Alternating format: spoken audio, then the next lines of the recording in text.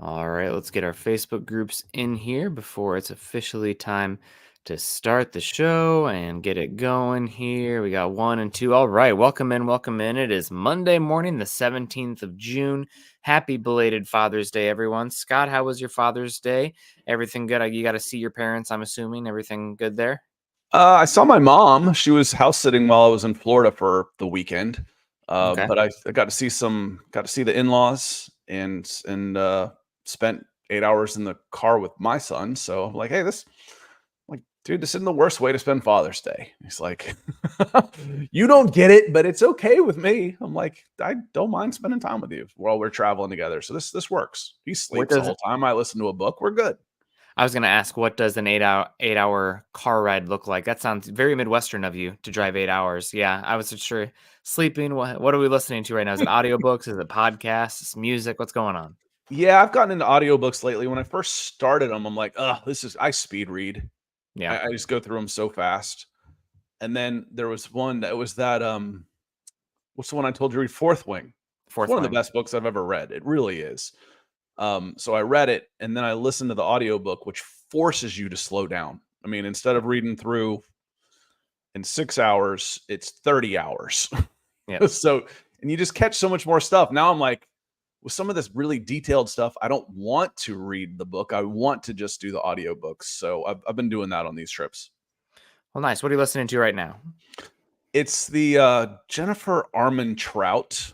She's got a fantasy series like Blood and Ash type of Okay. thing. It's okay. It's worth killing time to. It's not as good as Fourth Wing, but Colin says that I stop at the King stop, the King Frog truck stop in Adele.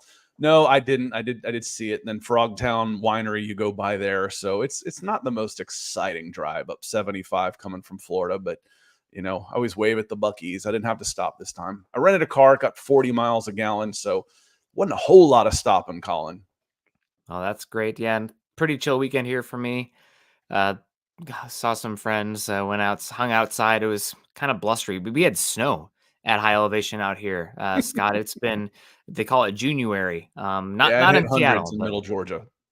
yeah, no, we actually had snow. I did that hike up to Camp Muir last weekend, and they got like a foot of snow there 1 week later. So we'll see what happens. Hopefully, it's going to keep wildfire season at bay, but you never know what's going on. But it's a slow day. We are in the doldrums of the off season. We're talking a little bit about Keith Cummings' article over on Mile High Huddle, of course, with the recent Sean Payton interview with some interesting quotes from Sean. He's always good for a quote or two, especially the inflammatory. Yeah, I think I have two middle fingers there that where you can talk about critics, but Sean being Sean, he's, as you like to say, Scott, he's an a-hole, but he's our a-hole. So we'll get into what he has to say. But let's see what the chat's having going on here. Happy Father's Day, belated Father's Day to everybody in here that is a father or has a father. Hopefully you called him, saying just stopping in to say have a great show and say good for Sean. I know the Broncos have not been great for many years, but the league and media really don't care much about this team.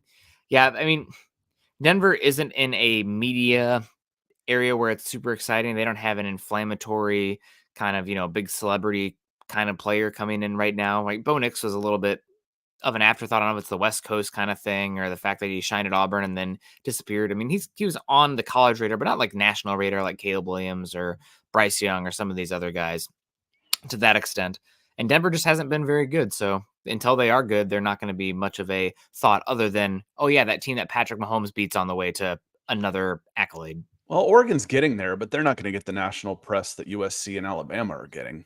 No. That they get. It's that's part of it also. And then you kind of, David, you kind of earn your coverage on this one, and the Broncos haven't been good. Frankly, from an outsider looking in, they actually get more coverage than they've earned on the field because they are the Broncos. They still drive views. You've had Russell Wilson. You've got one of the most named coaches in the league. So the other part of this, though, David, is Sean Payton is not well liked. Flat out. I told you all that when I was advocating for him to be the coach of this team because I think he's a fantastic football coach. He's not a likable dude from the outside looking in. So a lot of the coverage is going to be, there's a lot of people out there that will root for him to fail, and they'll write it up like that, y'all. Yep, it will be interesting to follow year 2 of Peyton. It's kind of a blank slate, honestly, for me. He has 2 more years, really, of pretty, unless things completely fall off the rails. But with where I view this roster right now, I'd give him a little bit of a rope for sure. Brad comes in and says, "Shout out from Iowa, go Broncos!" Out there in the Corn Belt. Good to see you, Brad. Hopefully, not too hot out there. Scott, you're not there's like a heat dome forming over the Mid Atlantic. I think you're probably okay right now. I know Eastern Iowa is going to get hit a little bit, but It's good luck to just anybody's hot. out there with that. We're knocking on the door of summer. It's just hot. It's Okay. been really, really mild here in the South so far. And then you hit 90s. You're like, oh yeah, it is June in Georgia. It's hot. Ugh, not my favorite. Not my favorite. The Pacific Northwest has made me soft. Colin Wood says they don't expect much for this season. Talking about the Broncos, I just like to see some promise for the future. And if Nix bombs, we draft near the top again and try it again. Yeah, right now, I mean, we're so far away from the top of the 2025 draft, but just the way it sets up, unless Denver earns the number 1 overall pick, in which case you probably have to really consider quarterback with where the market's at. But I don't think they're probably going to be picking number 1 overall. And with that, this just doesn't look like a great quarterback crop in 2025. Now, a lot can change, but it sets up where your reset at the quarterback position is in 2026. But like I said, a lot can change from the college product and those prospects between now and then. And what happens with Denver between now and then as well. So letting it breathe. But yeah, if Bo Nix flames out, you're probably back in the quarterback search again 2026. Yeah, you'd like to know.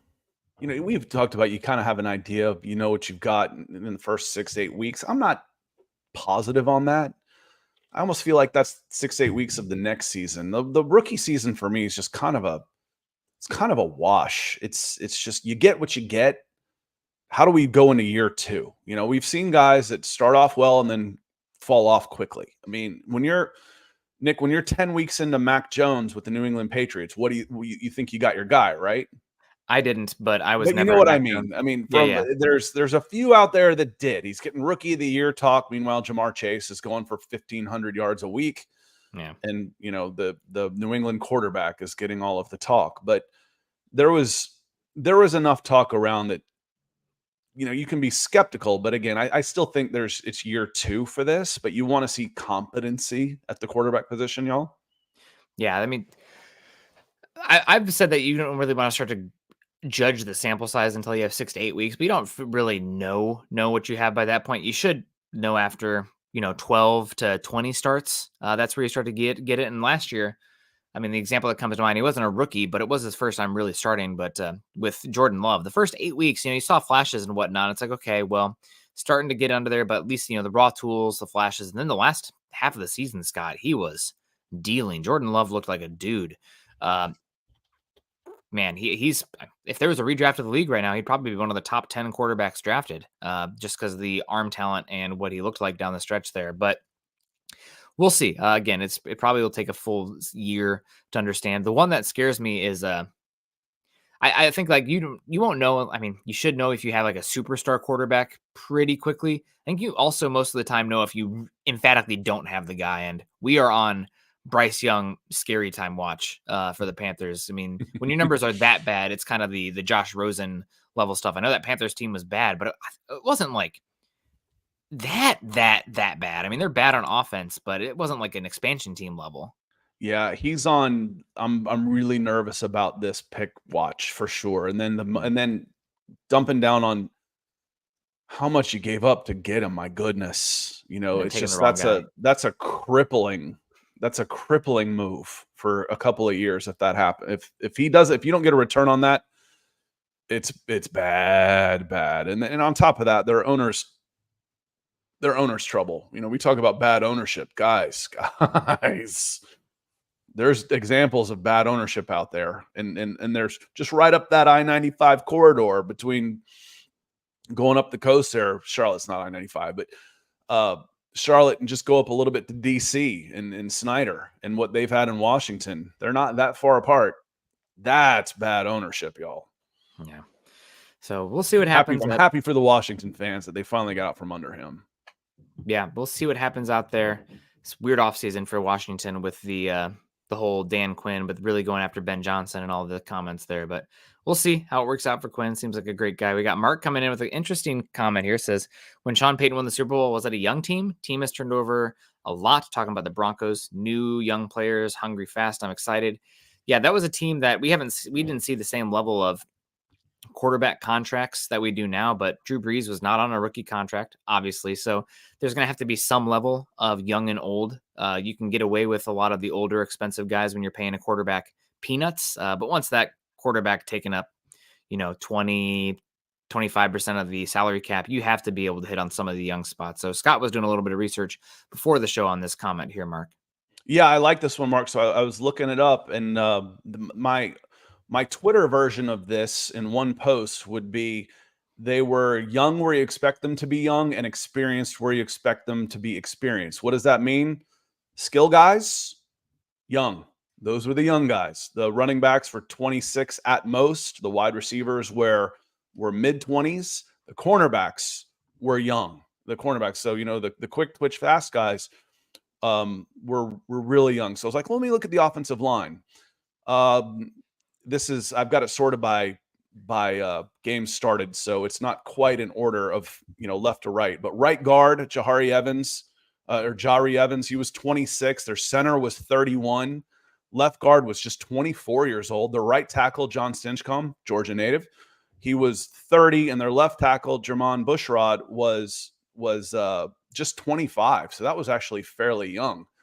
And then again, if I go back through the other positions and you start looking at their leaders, their leading rushers, again, this is a position you expect to be young, is the running back. You've got Mike Bell was 26, Pierre Thomas was 25, and Reggie Bush was 24. You look at receivers, and Marquise Colson was 26. DeVree Henderson was 27. Jeremy Shockey was 29. And then you got your quarterbacks there. And then you look on defense. And again, where would you expect to have the experience as far as age? Is usually up the middle. That's where experience is, I won't say more important, but the athleticism, you have to be a better athlete to play outside. You can get away with being smarter, better reactions, and all of that stuff in the middle of a defense. So inside linebacker Jonathan Vilma was 27, Pro Bowler. Pro Bowl Roman Harper at strong safety was 27. Darren Sharper was all pro, 34 years old. They had another outside linebacker at 30, Tracy Porter. Cornerback, 23. Cornerback, Malcolm Jenkins, 22. 30-year-old linebacker, 28-year-old defensive end, 31-year-old defensive end. And then Anthony Hargrove and Cedric Ellis put in some time, and they were in their late 20s. So again, it's kind of the balance you'd expect for a good team. They're young in their skill positions. They're experienced as you get closer to the ball. They're older guys there. So a good balance there. Great question, Mark. I appreciate that. Yeah, and you can look back at almost any team without the rookie contract, right? And they're going to have without the rookie quarterback contract, they're going to have some semblance of that. We got Donald Willison Jr. coming in saying, good morning, everyone. Good to see you. Jamal Kilton's in the house. Good to see you, Jamal. Scott, you can click that one. You were clicking there. I want to take care of our super chats and stars guys here real quick. Of course. Like Michael Ranquillo, the Sunrise coming in. Appreciate you on all of our shows, Michael. He says, good morning, Nick and Scott. I'm Broncos for breakfast. Great to see you this morning. Just Kennedy, he says, good morning, Deacon Scott and Nick. Thank you for the super chat, my friend. If you have any questions, let us know. Keith with some really good words. He says, good morning, Nick and Scott. Just a big thank you. I plan my mornings around catching your shows and want you to know how much y'all mean to me and so many others. God, that's really humbling, Keith. Thank you so much for those good words. And when we were talking about just a few minutes ago about, Q rating, Colin says, if only we had someone dating Taylor Swift. Well, the Kansas City Q rating is a little bit different for other reasons as well. So it just took them to a different stratosphere with media coverage. Kansas City's kind of earned their coverage, y'all. Yeah, it's unfortunate. Mahomes is pretty incredible. But that is one of the nicer things about the NFL. You don't have to be in a big market to be a big team. The example I've used forever is last 10 years, give me the two biggest names in football in the last decade, Nick. It's probably still Tom Brady and Patrick Mahomes. I'd say Aaron Rodgers. Oh, Rodgers too. Yeah, the Yeah. last decade would be Aaron Rodgers. For me, Yeah. he had all those, and Mahomes has been eating into those the last decade, is kind of taking over for those guys. Mhm. Um, Aaron Rodgers plays in Green Bay. Their Green Bay Packers are a huge national draw. And they're in the smallest market, maybe. I don't know that this is true, but it wouldn't surprise me. Is Green Bay, Wisconsin, the smallest market in the major professional sports in the United States? It has to be. Has to be, right? It has to be. Yeah. And they're a huge national draw. They get big ratings, earn a ton of money. There's a millennium waiting list to get a season ticket there. It's almost like a college football feel to them on a national level. So that is one of the cooler things. You just, I see more of this with, again, with Falcons fans growing up here in Atlanta, which is a pretty good sized market, but it's not New York, it's not LA, it's not Chicago. The woe is me attitude. I'm like, y'all, we're in the same boat. The Falcons haven't had a winning season since like 2018, 2017. Oh, everybody hates us. Well, you haven't been any good. Yeah. You've got to earn that coverage right now. And, and the nastiest a sports writer will ever be is if they predict good things for you and you stink. That's when they get nasty. Yep. Yeah. It's, we're both teams nationally irrelevant right now, but hopefully that'll change here soon.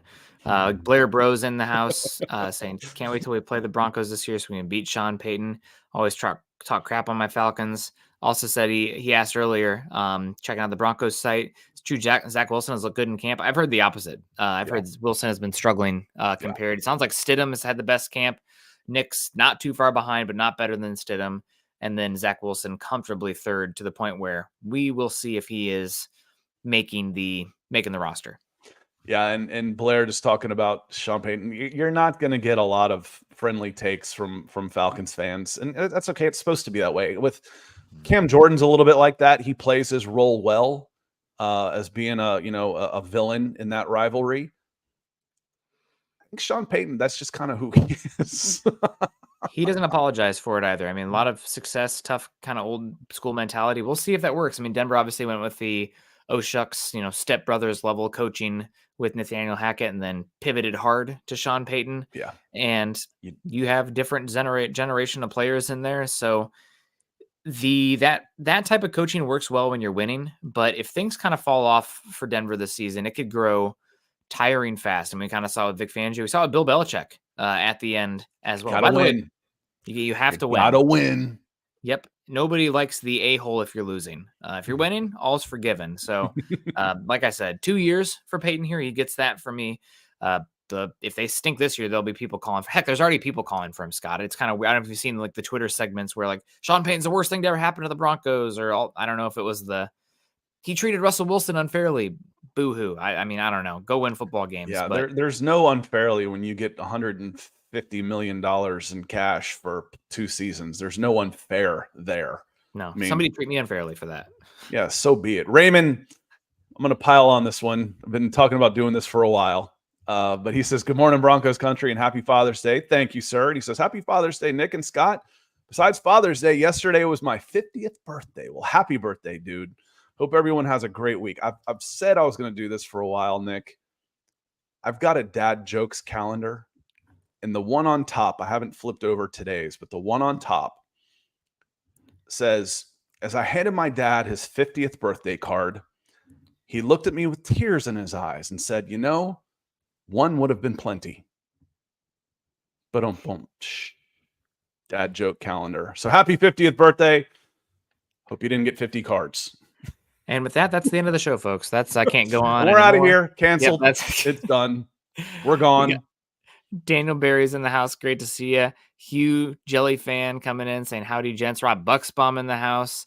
Even though it's slow, you guys make the mornings better. Well, great. We love hanging out with you guys. Mike Eddles in the house. So we got Jess Kennedy, $2 super chat saying good morning to you. We always appreciate you. Roy Osborne in the house.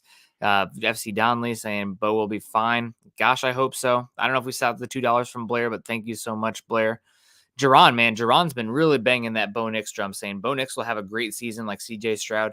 Jerron, if he has a CJ Stroud season, Denver is back, baby. That Stroud had probably the best rookie quarterback season since Andrew Luck. Is that crazy to say? I mean, best one I in thought almost. Herbert probably had a better season, didn't he? Oh, Herbert was unbelievable. You're right. Yeah. Okay, so How do you Herbert. forget? How do you forget about your dude, man? I love Herbert. Yeah, you're right. It's because the Chargers, for some reason, are irrelevant as well. But yeah, Herbert was pretty darn awesome his rookie season. Didn't get the Q rating and the push that Stroud did last season. I don't know what that's about. I guess I don't know. Stroud definitely had a Well, lot more hype. he led his team to the playoffs with a rookie coach.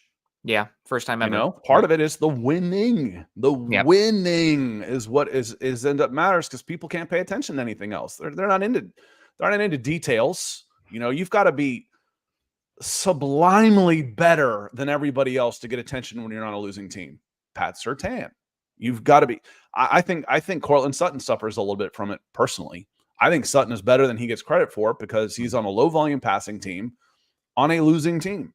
You drop in on one of the playoff teams, you put him next to CeeDee Lamb, or you put him in with Jordan Love in Green Bay, or one of these, right now, teams that are in the playoff types.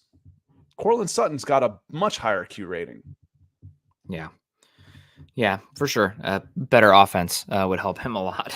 Mike Edel, good morning, Nick and Scott. Happy first Father's Day, Nick. I love Sean P. is an a-hole. All this being nice to your competitors overrated. You're not supposed to be friends with the opponent. Yeah, that's that old Bill Parcells stuff going on there. Pearl Heater in the house. Thank you so much for the $10 super, Mike. That is super helpful for us, and thank you for the Father's Day shout out. Pearl Heater coming in here. Especially this time of year, dude. It helps keeps the lights on for sure. Forehead nice and shiny, all that stuff. So thank you very much. Exactly. And if you guys can't be, dropping the super chats like Mike and everyone else has today, drop a thumbs up. We'd appreciate that as well. Pearl Heater coming in saying hi. Sid coming in saying good morning. Enjoy watching your coverage and support. Thank you so much. Dave Glassman in the house. Always great to see you. Jay Roper. Great to see you, Jay. Always appreciate you. Bryce says good morning. Do you guys think Denver would draft a quarterback in 2025 to keep the room cheap? The only way that's happening is if Bo Nix is so horrible and the team's so horrible that they get the first overall pick and they have their choice at the litter and resetting it, which is very unlikely to have happen, I think, this season, even though I don't think this is a great Broncos roster personally. And Sean Payton might give me those 2 middle fingers for saying that, but who knows? I don't think it's a very good roster, but if you're picking number 1 overall and you have a chance at Carson Beck, if he ends up being, first overall caliber, it seems like he is the pulling away after the people are starting to really get into the tape from last season. Carson Beck's pulling away as the number 1 quarterback. Maybe you have that conversation, but a lot of freaking football to happen between now and then. I don't think that's super likely. Honestly, if anything, I think it's as likely that, let's say, Bo Nix isn't very good this year, and then you reevaluate the market and maybe make a play for Dak Prescott or a trade for Tua Tagovailoa if the Dolphins don't want to have him. Unlikely scenarios, but that's probably the same caliber as taking a quarterback first round next year. The room's cheap next year.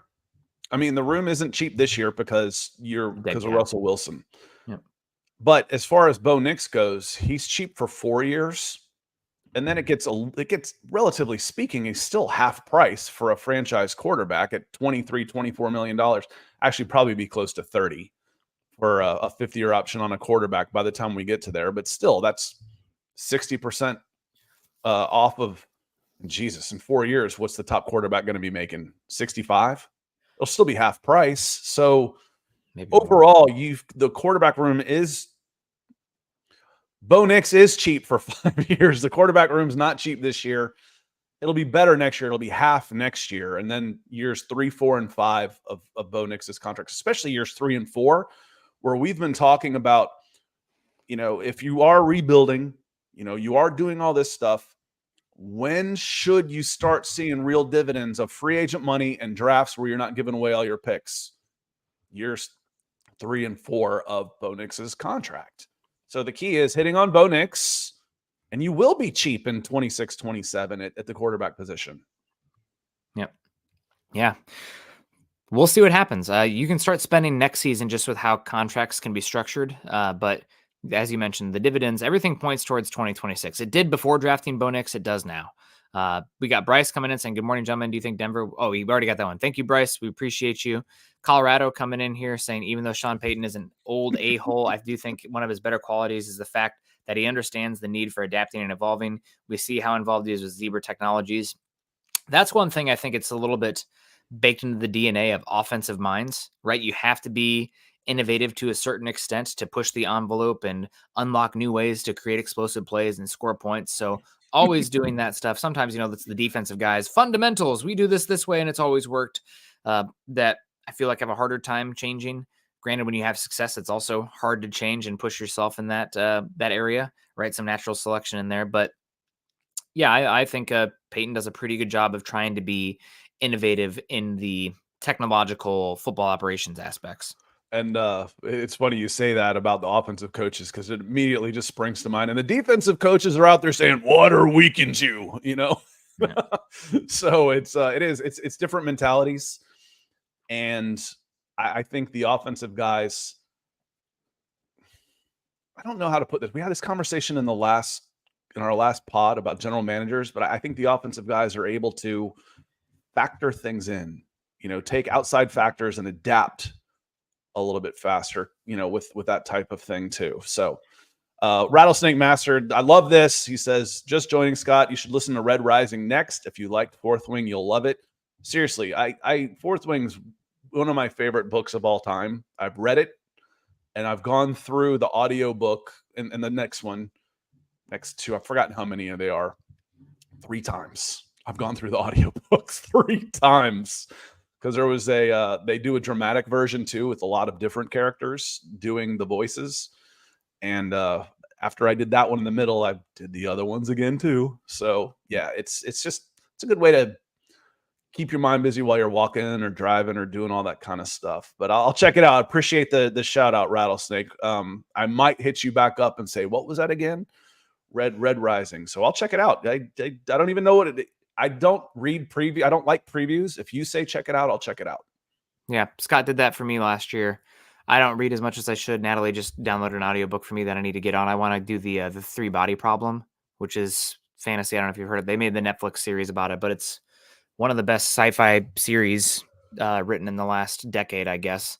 But would like to check that out. But I told Scott last year to check out Project Hail Mary, and that one was pretty fun. Yeah, And I had no idea what it was about. I was like, what's this? It's about this. I'm like, I don't want to know. Just, I don't want any preconceptions. I don't, again, biases. I don't want to be biased going in. I don't want to know. What's it about? Yep. Don't know, don't care. If you say read it, I'll read it. I like it. And Project Hail Mary was awesome. That was fun. The person who did the narrating for that one was phenomenal. He was really good. I think I've only read that one, so. Okay, the audiobook for that one's great. Okay. Troy comes in and says, have you guys ever heard of quarterbacks and competition working out together in the offseason with wide receivers, running backs, and tight ends? Seems like a special culture, but I may not know how common it is.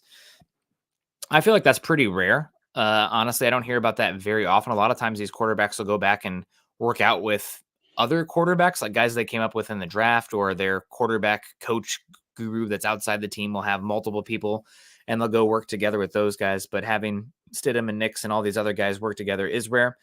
I think it speaks a lot more so to do with Stidham, honestly, because he kind of knows his role. He is, he's out there competing. He wants to be the star without a doubt, but he wasn't brought in or paid to be the guy. And the fact that they'll work together is all good. So is it a good culture?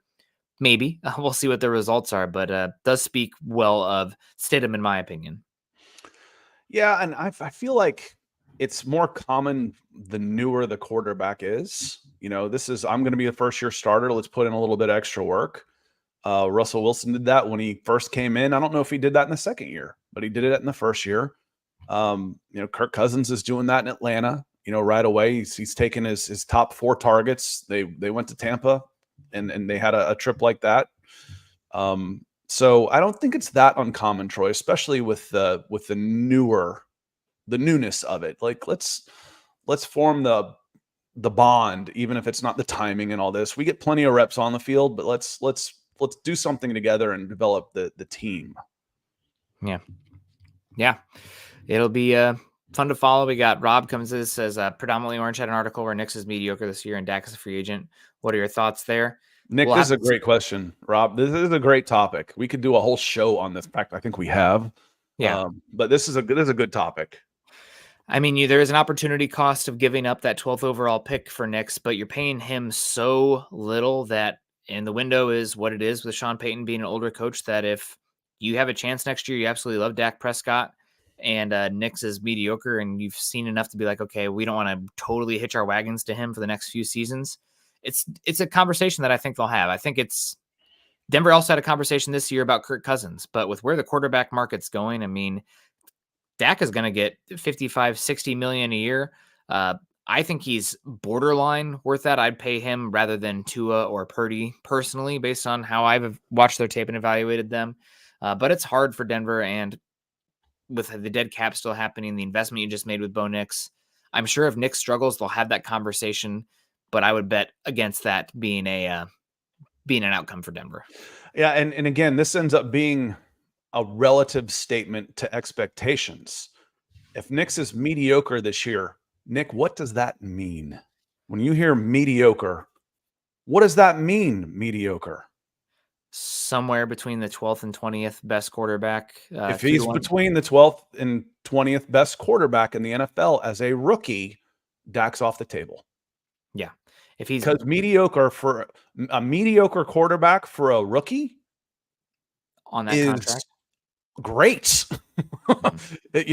But so do you do this against expectations of, okay, he was just mediocre compared to other rookie quarterbacks? He's like, we're still not sure here. But if you've got a guy who's in the middle of the NFL as a first-year starter, you're going with Bo Nix. Mm-hmm.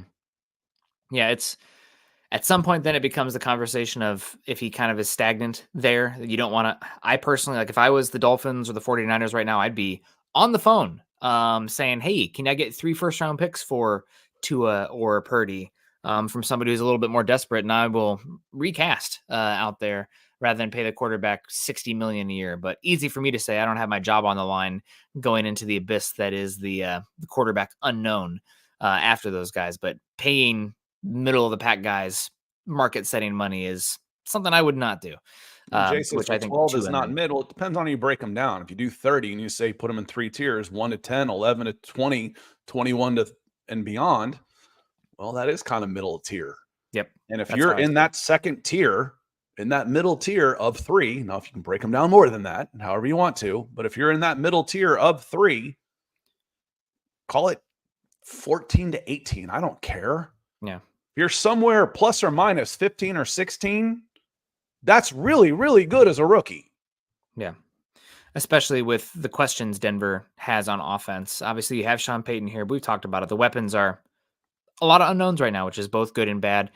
Speaking of good and bad, Sean Payton talking about Bo Nix and talking about the NFL machine. There was concern about him being the system quarterback of the noodle arm. He says if that concerned me, we wouldn't have drafted Nix where we selected him. If I was paying attention to that, that's that NFL train that no one knows who's driving, and you have to pay attention to it, but you don't want to hop on it or just start making decisions.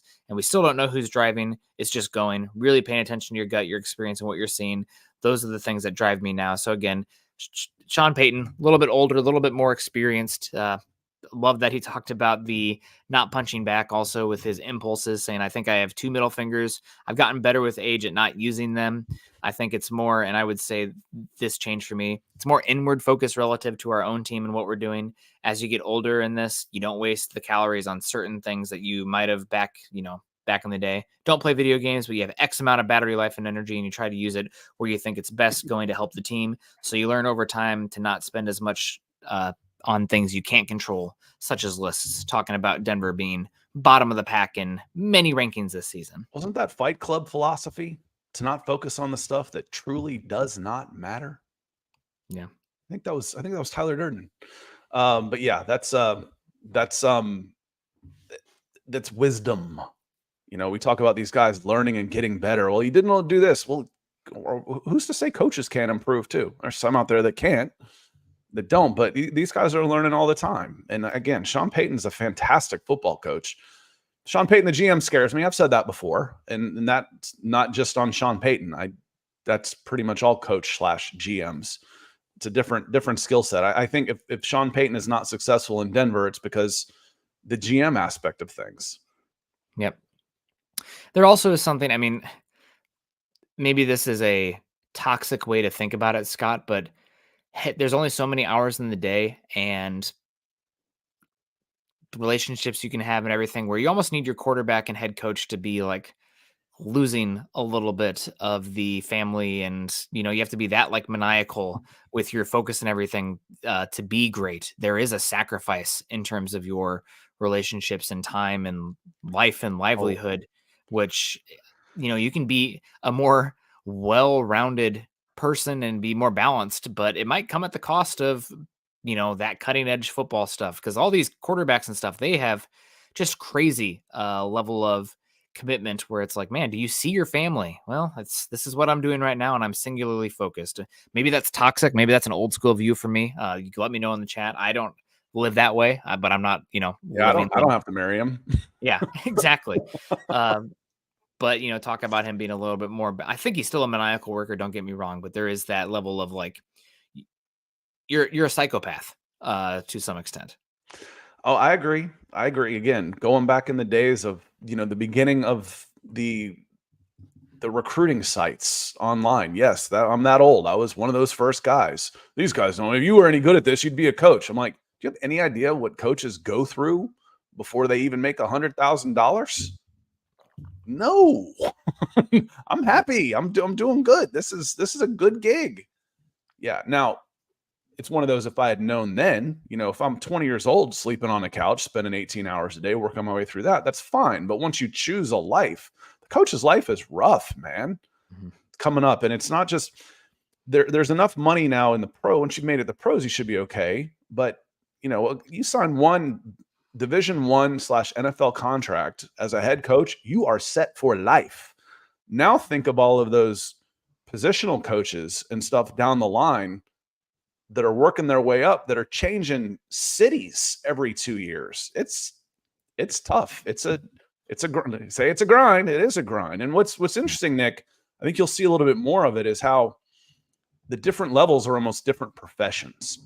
Mm-hmm. The high school guys stay high school guys, the college guys stay college guys, and the pro guys stay pro guys. Obviously, there's some crossover here and there, but 90% of their time will be spent at one level. Yeah. Yep, you kind of are in that inroad there with that one. You don't see a lot of up and down. Some of that might be college is changing so much. We're going to see more for sure. Yep. Because college is becoming an offshoot of professional. Literally, I mean, it's always been, they've treated them like professionals. Well, now it is the players have professional freedoms now too. Yep. I mean, it's worse in college because you have the NIL and transfer portal and recruiting it's aspect. 1-year contracts constantly. Yeah. Every player is on a 1-year deal. Now, they always were, but it was my choice as the coach. I had that choice. Yeah. And then if I didn't want him, I could kick him out and have him sit out a year. What kind of BS is that? But now the players have the choice to be on 1-year deals. Yeah. We will see how it plays out with the Supreme Court ruling.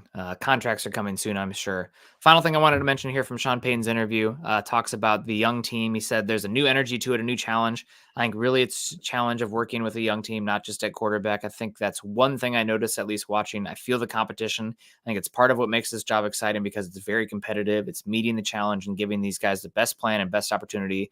I look forward to training camp in the start of the season. So again, young team, a lot of competition out there. And Sean Payton says he's excited for it. We'll see how excited he is as the games start to be played right now. But in training camp, OTAs, whatever, this is a fun time. It's real football guys time for somebody like Sean Payton. Expectations aren't high, but we'll see how it plays out. Yeah, Sean Payton gives interesting interviews. Yeah, you can go. There's always something interesting coming out of it, and then there's 28 minutes of circular talk. So, it's he's entertaining. He's definitely entertaining for sure. Yeah. Yeah. Well, fun show today, guys. Not too much to talk about, but that's okay. We're hanging out. We're having fun. It's a good Monday. Appreciate everyone. Hope everyone had a good Father's Day. Shout out to all the star givers that came in. Michael Ronquillo, Jess Kennedy, Keith Brugman, Blair Bros, Mike Edel, Rattlesnake Master, Troy Boer, and Rob Bucksbaum. You guys are fantastic. We appreciate you so much coming in and hanging out with us today. And make sure you're following Scott and I on Twitter. Scott is at Scout Kennedy. I'm at Nick Kendell, MHH. Also follow us at Mile High Huddle if you haven't done so yet. We're at facebook.com/Mile High Huddle and facebook.com/Mile High Huddle pod. And as that ticker says there underneath, please subscribe to the show over on YouTube, like this show, and share on your social media platforms. Scott, it was great to see you. It was great to see all these folks in here. Everyone have a great rest of your day. Happy Monday. And as always, choose kindness, compassion, and go Broncos.